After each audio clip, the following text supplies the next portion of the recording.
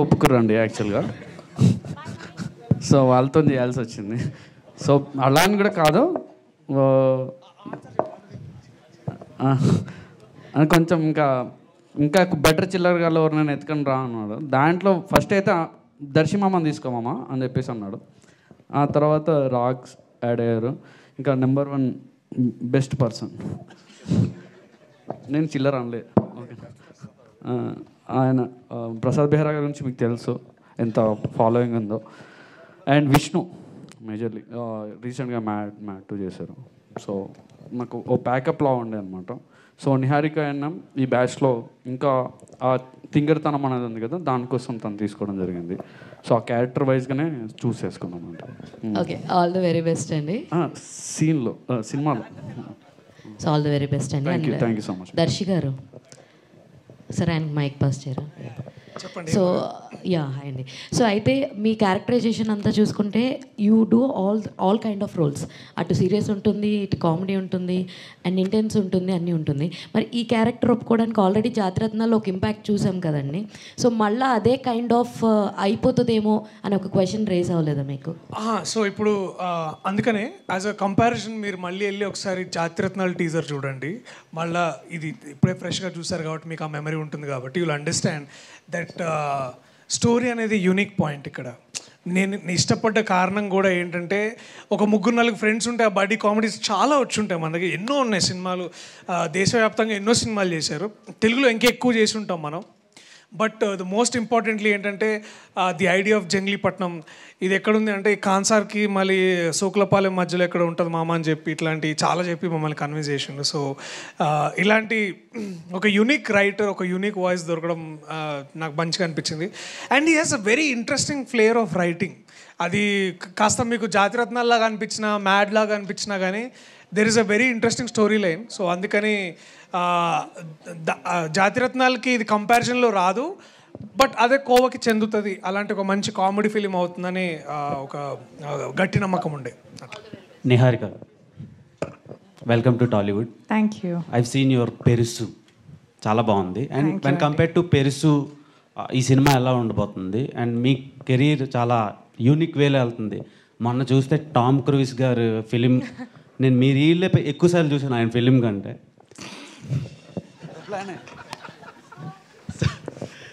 So చెప్పకండి, అది నాకు ఒక చాలా డిఫరెంట్ అనిపించింది. అండ్ ఈ ఫిలిం ఎలా ఉండబోతుంది, మీ కెరీర్కి ఎలా ప్లస్ అవుతుంది? అండ్ ఓన్లీ అలాంటి కైండ్ ఆఫ్ ఫిలిమ్స్ అయినా ఏమైనా రొమాంటిక్ ఫిలిమ్స్ కూడా చేసే ఆలోచన ఉందా? నేను ఆనెస్ట్గా చెప్పాలంటే నేను చాలా షూర్గా ఉన్నాను that this film will be my pride and joy in the long run. Because Vijay నిజంగానే డెబ్యూ లాగా అనిపించదు.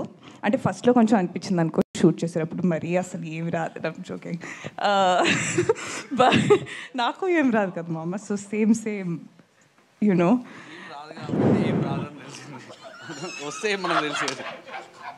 నేను చేసిన దానికంతా నువ్వు క్రెడిట్ తీసేసుకున్నావు కదా, ఇప్పుడు నేను బాగా చేయకపోయినా నువ్వు చేయించావు అనుకుంటారు. సో అక్కడ కమిట్ అయిపోయావు నువ్వు.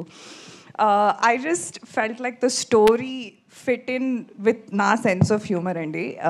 తింగర్ అని చెప్పారు కదా, కొంచెం మొత్తం స్టోరీ కూడా తింగరగా ఉంటుంది. And the cost also was fantastic. And నాకు ఒక మంచి లెర్నింగ్ ఆపర్చునిటీ లాగా అనిపించింది. అండ్ తీసుకున్నారు కాబట్టి చేస్తున్నానండి. మీరు ప్రమోషన్కి వెళ్ళారు కదా, మిషన్ ఇంపాసిబుల్, టామ్ క్రూజ్, ఇక్కడికి ఏమైనా తెచ్చే ఛాన్స్లు ఉన్నాయా మీ సినిమాకి? ఎవరు? టామ్ క్రూజ్ అండి. అంటే నిన్నే ఫోన్ చేశాను టామ్కి, కొంచెం బిజీగా ఉన్న తర్వాత ఫేస్ టైం చేస్తా అని చెప్పాడు. ఓకే టామ్ అని. భయ్యా నీకు, నాకు కాదు, టామ్ భయ్యా. సో నో అండి. You seriously asking me? I hope okay. Okay. And Priyadarshi గారితో, రాగ్ మయూర్ గారితో అండ్ ప్రసాద్ బెహారా గారితో వర్కింగ్ ఎక్స్పీరియన్స్ ఎలా ఉంది? వాళ్ళు స్టార్స్ ఇక్కడ. I'm a huge Darshi fan. I think he's a fantastic actor అని చెప్పమని చెప్పాడు. సో అందుకనే ఫస్ట్ ఫినిష్ చేస్తున్నాను. But no, he's truly an incredible actor. Raag, Vishnu, Prasad on camera ఏం చూస్తారో ఆఫ్ కెమెరా ఎగ్జాక్ట్లీ సేమ్ ఉంటారు. బట్ మేబీ ఇంకా 10 రెట్లు ఎక్స్ట్రా తిక్క. So I really enjoy working with them. And for a long time ఇది నా ఫేవరెట్ కాస్ట్ అండ్ క్రూగా ఉంటుంది అని నేను అనుకుంటున్నాను. డైరెక్టర్ గారు, సో అనుదీప్ మీరు కలిసి ఉన్నారన్నారు, కలిసి డిస్కస్ చేశాను. మీ పైన ఆయన ప్రభావం ఎంత ఉంది, సినిమాలో ఆయన ఇన్వాల్వ్మెంట్ ఎంత ఉంది? ఆల్వేస్ అనుదీప్ ఒక వెల్ విషర్ అండి. సీన్ బాగున్నా కూడా నాకు ఒకసారి పంపి నేను చూస్తూ ఉంటాడు. మామ మంచిగా ఉంది అన్నా కూడా ఒప్పుకోడు, అంత వెల్ విషర్. సో స్క్రిప్టింగ్ అంతా నేనే కంప్లీట్ చేసుకున్నా కూడా ఒక బ్యాక్ బోన్లాగా ఆల్వేస్ సపోర్టింగ్గా ఉంటుండే యాజ్ ఎ ఫ్రెండ్గా. సో తనే కాకుండా ఉన్నారు అందరు ఫ్రెండ్స్ అందరు కూడా హెల్ప్ చేస్తుంది. ఆయన ప్రభావం స్క్రిప్ట్లో మీద అలా ప్రభావం ఏం లేదండి, ప్రభావం ఏం లేదు నా మీద. అంది అంటే ఆ జోక్ తను రాసే ఏవైతే ఉన్నాయో అది రీచ్ అవ్వాలన్న దాంట్లో ఉంటుంది. ఆ లెవెల్లో రాయాలనే ఒక ఇన్స్పిరేషన్ అయితే ఖచ్చితంగా ఉంటుంది. సో అలాంటి ప్రభావం ఉంది ఖచ్చితంగా. ఇందులో ఏమైనా కనిపిస్తాడా అనుదీప్ కదా? బై గాడ్ గ్రేస్ అండి, ఇంకా తీయలేదు. Vijay sir hi sir. Hi. జనరల్గా ఒక కథ నిర్మాతకు చెప్పినప్పుడు నిజంగా ఇంటెన్షన్ ఉంటుంది, కొంత సీనియర్ ఉంటుంది. అయితే 10 నిమిషాలకే నువ్వు పారిపోయిన తర్వాత మళ్ళీ ఎలా వచ్చావు? అంటే సార్ లోపలికి వెళ్ళేసరికి గాడ్ ఫాదర్లా కూర్చున్నారండి. ఆ పెద్ద హాల్, అక్కడ కూర్చున్నారు. ఫస్ట్ టైం అరవింద్ గారిని చూస్తున్నాను నేను. అప్పటికే ప్యానిక్ అయిపోయినా. అంతకుముందు కొంచెం యాంగ్జైటీ ప్రాబ్లమ్స్ కూడా ఉంటుండే. సో కొంచెం ఇబ్బంది అనిపించింది. సో సార్ చెప్పి మళ్ళీ తర్వాత నేను వచ్చి మళ్ళీ నేరేట్ చేస్తా అని చెప్పేసి అన్నా. సో ఆ తర్వాత వాసు గారికి చెప్పడం జరిగింది. చెప్పిన తర్వాత వాసు గారు అరవింద్ గారికి చెప్పడం జరిగింది. ఓకే గో హెడ్ అని చెప్పేసి చెప్పడం అన్న. ఆ తర్వాత నుంచి స్టార్ట్ చేసాం అనమాట. ఒక బ్యానర్తో ఓ దర్శకుడు ఎన్నో బాధలు పడి కష్టాలు పడి చెప్పుకుని ఒకరినే ఒప్పించడం చాలా కష్టం. అట్లాంటిది 4 బ్యానర్లు, పైగా బన్నీ వాసు ఫస్ట్ టైం బయటకు వచ్చి అంటే చేస్తున్న సినిమా ఇది సపరేట్గా. బీవి బన్నీవాసు బ్యానర్ పెట్టి సపరేట్గా. సో మీకు ఎట్లా హ్యాండిల్ చేసి చేయడం? ఒక 4 సినిమాల ఎక్స్పీరియన్స్ వచ్చిందండి. 5th సినిమా స్టార్ట్ చేస్తాను నెక్స్ట్. బాగుందండి యాక్చువల్లీ, అలా అని కాదు. ఎప్పుడు నరేషన్ అడగడం అనేది కూడా చాలా తక్కువ బేసిక్గా. ఎందుకంటే వాసు గారు విన్న తర్వాత అక్కడి నుంచే మోస్ట్లీ కాల్స్ వెళ్తూ ఉంటాయి అనమాట. సో వాసు గారి ఫ్రెండ్స్ కాబట్టి ఖచ్చితంగా నమ్మాల్సిన పరిస్థితి ఉండే. నమ్మారు, చేశారు అంతే. నిహారిక, మిమ్మల్ని అరవింద్ గారు అంత ఇష్టపడడం పట్ల మీ ఫీలింగ్స్ ఏంటి? నా ఫీలింగ్సా అండి? పెంట్ హౌస్ చెప్పాను కదండి, వీళ్ళందరికీ పెంట్ హౌస్ కావాలి, నేను ఇస్తున్నాను ఆయనకి పెంట్ హౌస్ నా మనసులో. ఓకే, ఇప్పుడు ఫ్లాటర్డ్ అండి, వెరీ ఫ్లాటర్డ్. ఇప్పుడు సోషల్ మీడియా బాగా విపరీతంగా ఇదైంది. ప్లస్ దాంట్లో ఇప్పుడు మీరు టాపర్గా కూడా ఉన్నారు కాబట్టి ఇప్పుడు వచ్చే సోషల్ మీడియా న్యూస్ల గురించి మీరు ఏం చెప్తారు? దేని గురించి? సోషల్ మీడియాలో వచ్చేదాన్ని మీరు బాగా ఇన్స్టాలో బాగా ఫేమస్ కదా, సోషల్ మీడియాలో వచ్చే న్యూస్ల గురించి మీరు ఏం చెప్తారు అన్న? న్యూస్ ఓ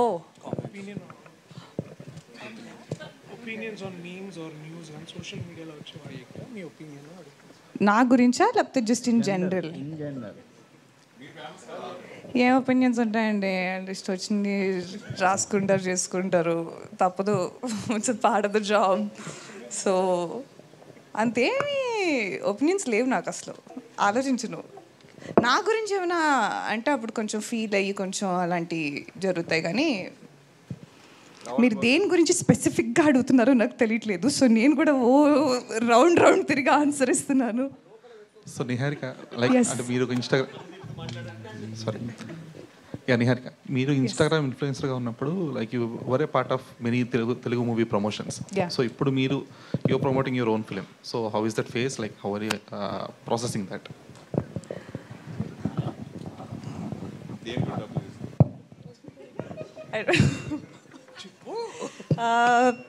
వెరీ ఫుల్ సర్కిల్ మూమెంట్ అండి. చిన్నప్పటి నుంచి సినిమాలు చూసినప్పుడు, ఒక థియేటర్లో కూర్చొని చూసినప్పుడు ఐ ఫీల్ లైక్ నేను చూసిన heroines or the lead actresses never look like మీ.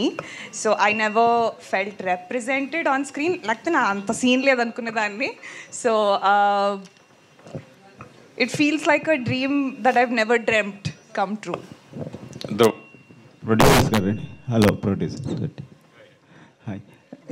మామూలుగా ఎవరైనా సోలోగా ఒక ప్రాజెక్ట్ చేయాలనుకుంటారు, ఫస్ట్ సినిమా కానీ తర్వాత కానీ మీరు ఇంతమంది ప్రొడ్యూసర్స్ని ఇన్వాల్వ్ చేయడం దేనికండి? అంటే అందరూ ఇక్కడ ఫ్రెండ్స్ అండి. సో అది అలా అయిపోయింది అంతే. ఇంకా చేసాం, బాగానే చేసాం. అంటే రీజన్ ఏంటండి? కథ బాగుంది, అందరం కలిసి చేద్దామని అనుకున్నాం. అంటే ఇది ఫస్ట్ యాక్చువల్గా ఏమైందంటే వాసు దీన్ని ఓకే చేశాడు ప్రాజెక్ట్.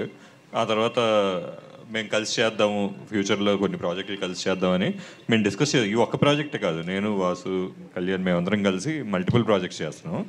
అందులో one of the first project. Okay, అంటే సాధారణంగా బిగ్ బడ్జెట్లో ఇట్లాంటి షేరింగ్ చాలా మంది కలిసి ఇది బిగ్ బడ్జెట్, చాలా పెద్ద బడ్జెట్ ఖర్చు పెట్టించాడు బాగా. 120 కోట్ల బడ్జెట్ అండి, ఎంతమంది స్టార్స్ పెట్టుకుని. ఓకే, మీరు అనుకున్న బడ్జెట్లోనే చేశారండి? మీరు అనుకున్న బడ్జెట్లోనే ఫినిష్ అయ్యేదా ఏంటి? లేదు, డబల్ అయిందండి.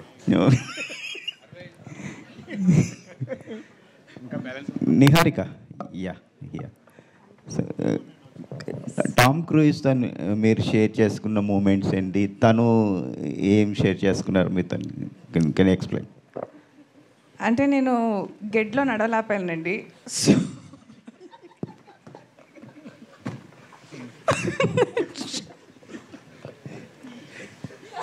No, నేను ఆయన టాప్ గన్లో ఇన్ మార్కెటింగ్ అండ్ ఇంటర్ కెపాసిటీలో నేను వర్క్ చేశాను actually, because when I went to film school. So there was that connection అనమాట. అండ్ అంటే మా మధ్య పర్సనల్ విషయాలన్నీ మీరు అడిగితే బాగోదండి కొంచెం. నేను అడిగానా మీరు మీ వైఫ్తో ఏం మాట్లాడుకుంటారని? నేను చెప్తాను. నేను అడగలేదని నేను చెప్తున్నాను. అడిగినా చెప్తాను. ఏంటి అని మీరు ఫీల్ అయిపోతున్నారా అండి? నెవర్ సే నెవర్ అంటారండి. ఆ గడ్డి గురించి చెప్పు.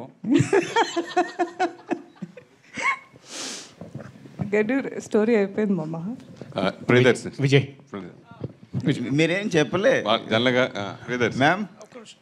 ఏం చెప్పాలండి? టామ్ క్రూయిజ్ అంటే అదే చెప్పాను కదా, నేను పర్సనల్ విషయాలు అడిగితే బాగోదండి మరి. ఇది okay professional questions only.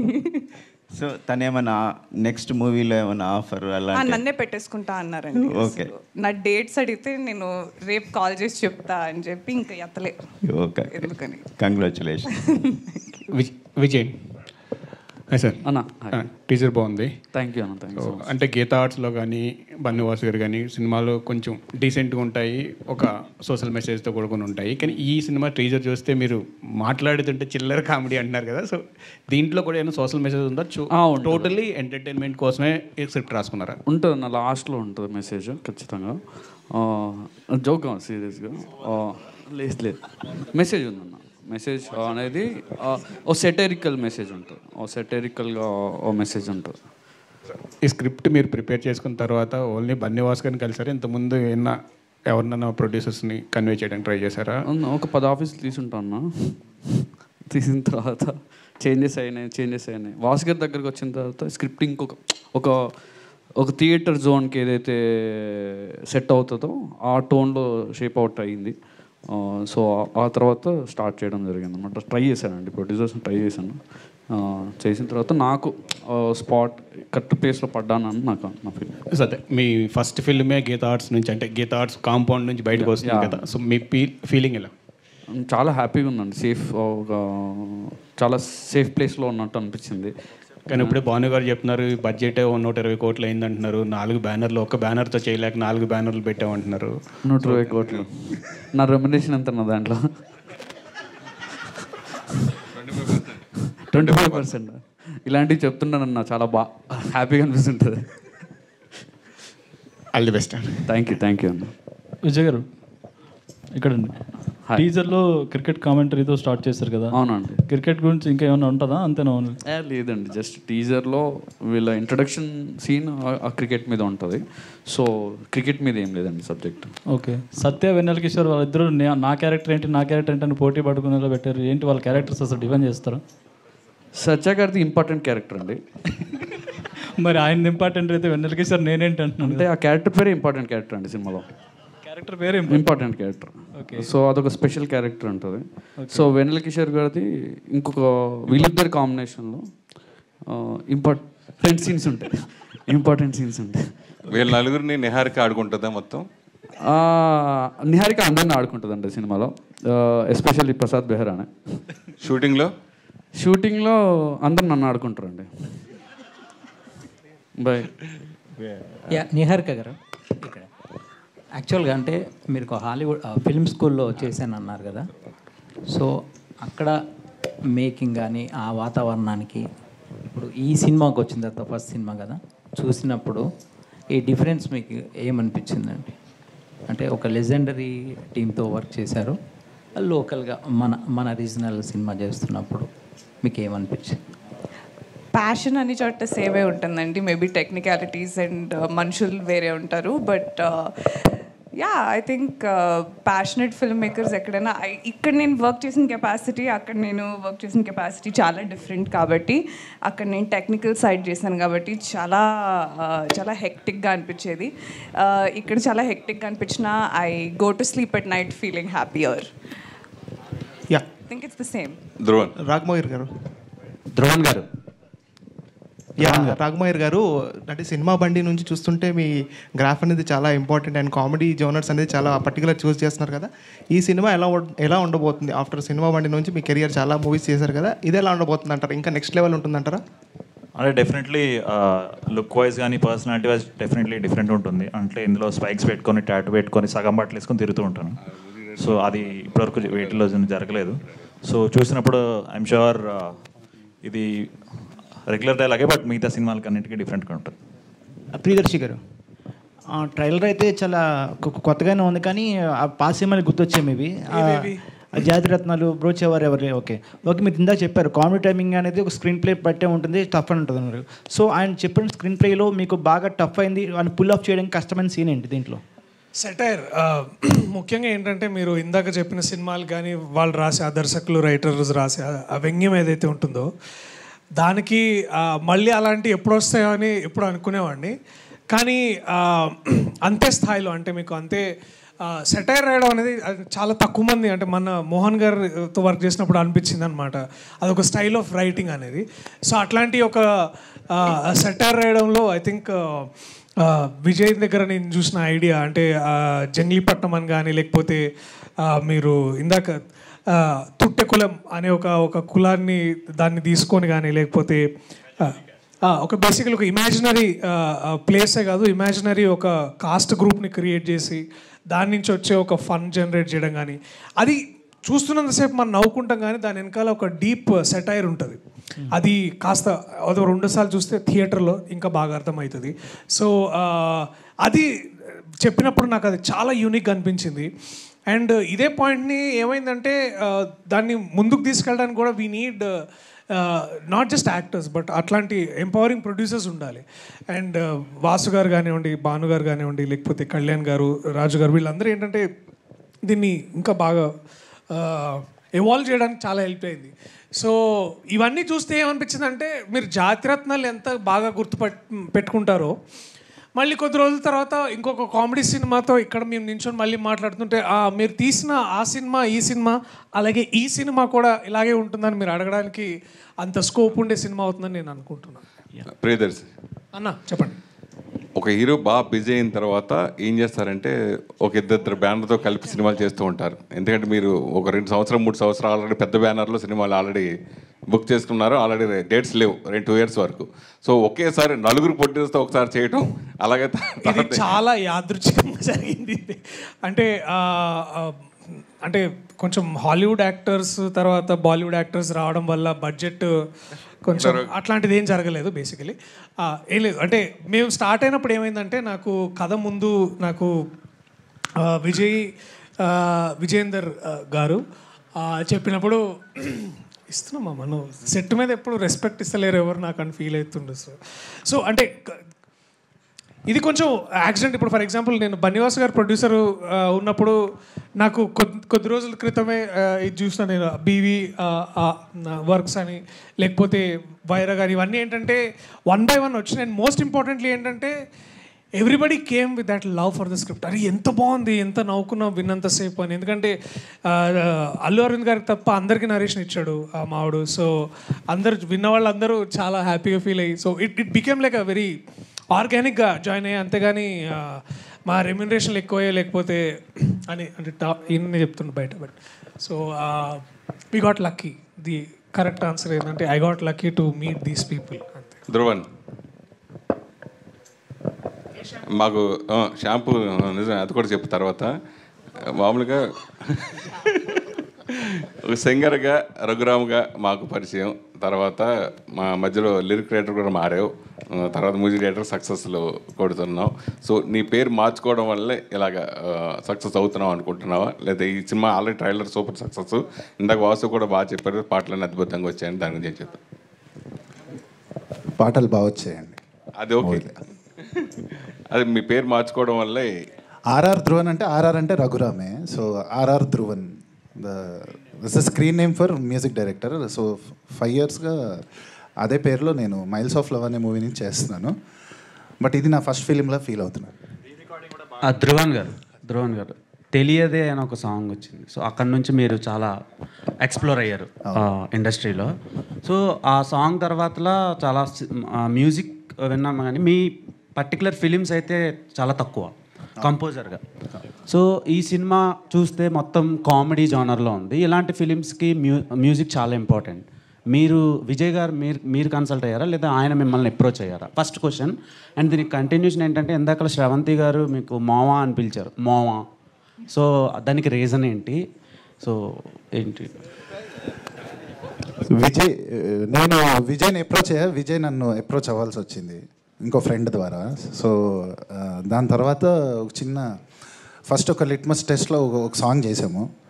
So దాని తర్వాత అంటే ఒక 0 స్పేస్ నుంచి స్టార్ట్ చేసాము. అంటే ఏ రెఫరెన్స్ లేకుండా ఒక కొత్త మ్యూజిక్, ఒక కొత్త ప్యాటర్న్లో ఈ ఫిలిం, అంటే కామెడీ ఫిలిమ్స్కి మ్యూజిక్ చేయడం అనేది, సాంగ్స్ కామెడీ ఫిలిమ్స్లో దాన్ని కమర్షియల్గా వర్కౌట్ చేయడం అనేది it's a big challenge a music డైరెక్టర్కైనా. సో నాకు అది మిత్రమండలి ద్వారా వచ్చింది. And I'm still enjoying the journey. ఇంకా we have a long way to go. Priyadarshi గారు, లాస్ట్ క్వశ్చన్ ప్లీజ్. ప్రియదర్శి గారు చెప్పండి. సార్, ఒక హీరోకి హిట్ పడితే మళ్ళీ ఆఫర్స్ వస్తాయి, ఫ్లాప్ పడితే ఆఫర్స్ అనేవి రావు. మీకు హిట్ ఫ్లాప్ లేకుండా వరుసగా మీకు సినిమాలు ఆఫర్స్ వస్తానే ఉన్నాయి. ఆ సీక్రెట్ ఏంటి సార్ అసలు?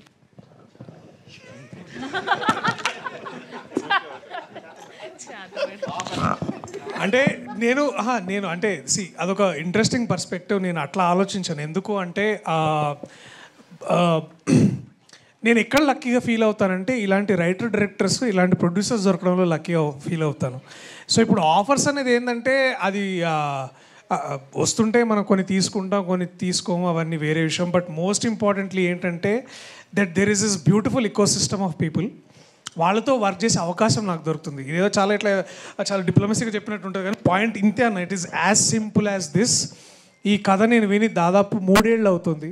3 ఏళ్ల నుంచి ఎన్నో డ్రాఫ్ట్స్ అయ్యి చేసి డేట్లు కుదిరి యాక్టర్స్ వచ్చేసరికి, ఇవాళ టీజర్ అయ్యేసరికి 3 years అయిందా. మనం ఇప్పుడు 2022 అప్పుడు ఫస్ట్లో కలిసాం జనవరిలో, మళ్ళీ వాళ్ళ 25లో.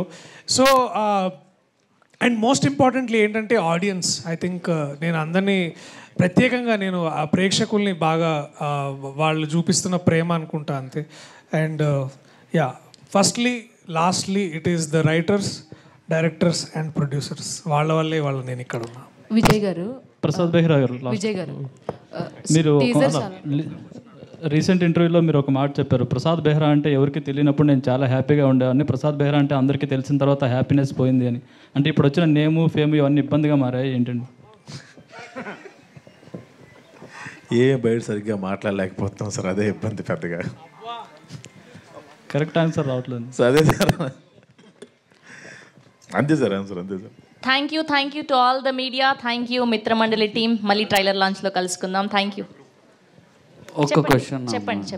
హాయ్ అండి, టీజర్ చాలా బాగుంది. థ్యాంక్ యూ అండి. క్రిన్స్ కామెడీ లాగా అనిపిస్తుంది, బట్ ఒక పాయింట్లో ఏంటంటే అది కూడా ఇప్పుడు బోర్ కొట్టేస్తుంది అనిపించేలాగా ఉంటుంది. బట్ ఈ సినిమాలో కామెడీ ఎలా ఉండబోతుంది అంటే? కామెడీ అంటే ఎలా ఉండబోతుందంటే ఒక కైండ్ ఆఫ్ నా స్టైల్లో ఉంటుంది. నా స్టైల్ మీకు తెలియదు కదా, ఆ స్టైల్ ఏమన్నా మీకు ఎక్కితే అది సెట్ అవుతుంది. దాంట్లో మీరు చూసిన తర్వాత స్టైల్ ఉంది బాగుంది అనుకుంటే నేను బతికి పెట్టబడ్డట్టు కాదు, మీరు అడగాల్సింది మా డైరెక్టర్ గారికి క్రింజ్ అంటే ఏంటి అని అడగని చెప్తారండి. క్రింజ్ అంటే ఏంటి మామ? క్రింజ్ క్యాస్ ఇప్పుడు క్రింజ్ అంటే నువ్వే కదా మామ. Thank you so much and all the very best. Thank you. Next show Raag పర్లేదు చెప్పు ఫాస్ట్. ఇంతకు ముందు మాట్లాడుతూ కాస్ట్యూమ్స్ గురించి మాట్లాడారు అవును. మీరు. Yeah, సో కాస్ట్యూమ్ డిజైనర్ ఎవరు? సో ఈ సినిమాకి కాదు, ఆయన చెప్తేనే ఈ కాస్ట్యూమ్ కాస్ట్యూమ్ వేసుకోవచ్చు. డిజైనర్ అంటే మోయిన్. మరి ఈ కాస్ట్యూమ్కి ఈ సినిమాకి ఏంటి సంబంధం? అంటే చాలా యూనిక్, అంటే ఇప్పుడు వరల్డ్ కూడా చాలా యూనిక్ ఉంటుందండి, కాస్ట్యూమ్ కూడా చాలా యూనిక్గా ఉంటుంది. సో అంటే ఒకసారి టీజర్ చూస్తారు. నా సినిమాలో అట్లా ఏం లేదు. నా సినిమా అన్న చెప్తున్నాడు.